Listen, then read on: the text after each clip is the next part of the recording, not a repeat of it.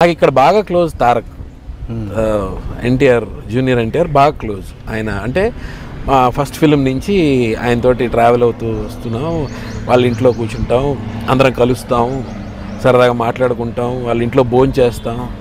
అయినా కానీ ఏ రోజు నేను తారక్ నాకు ఒక మంచి, నేను ఏవో చేస్తూనే ఉన్నాను కానీ నాకు ఒక బ్రేక్ వచ్చేది ఏదైనా చేయవానని ఎప్పుడు అడగలేదు. నేను చెప్తున్నా కదా, నాకు నచ్చదు అది. ఇప్పుడు friendship is totally different from profession అని నా ఫీలింగ్. అంటే ఫ్రెండ్షిప్ని ప్రొఫెషన్కి వాడుకోవాలి అని. ఇక్కడ ఏమవుద్దంటే వాడుకోవడం అని కాదు, ఒక సినిమా స్టార్ట్ అయ్యేటప్పుడు మనం ఎంత ఇవాళ రాత్రి కూర్చొని తాగి ఉన్నా కూడా గుర్తుండకపోవచ్చు, ఎల్లుండి గుర్తుండకపోవచ్చు, అరే సమీర్ అనేవాడు ఉన్నాడు అన్నది విషయం మర్చిపోవచ్చు. కరెక్టే, వాళ్ళు బిజీలో ఉంటారు. అట్లీస్ట్ రిమైండర్ అంటే రిమైండ్ చేయాలి అన్నా సరే అడగాలిగా, నాకేమైనా చూడవని అడగాలి.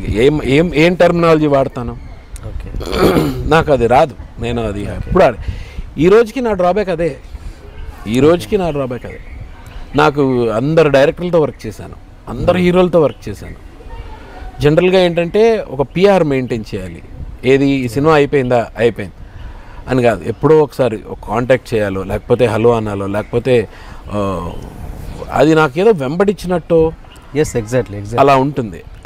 ఇప్పుడు తారక్ ఎంత క్లోజ్ అయినా కానీ వన్స్ తనకు మ్యారేజ్ అయిన తర్వాత తన స్పేస్ తనకు వదలాలి కదా. ఇప్పుడు తారక్ ఇంట్లో ఉన్నాం అనుకోండి, తారక్ ఇంట్లో ఉంటే నాకు ఆయన తారక్, లొకేషన్కి వచ్చేస్తే బాబు అంతే, నేను అలాగే పిలుస్తాను. ఎందుకంటే you should not carry it to the location and space వాళ్ళకి ఇచ్చేయాలి. Whatever it is, he's the hero of the film and you have to respect that. అది నాకు ఖచ్చితంగా ఎవరికైనా అదే చెప్తా.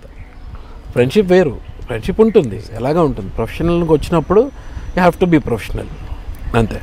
ఎగ్జాక్ట్లీ.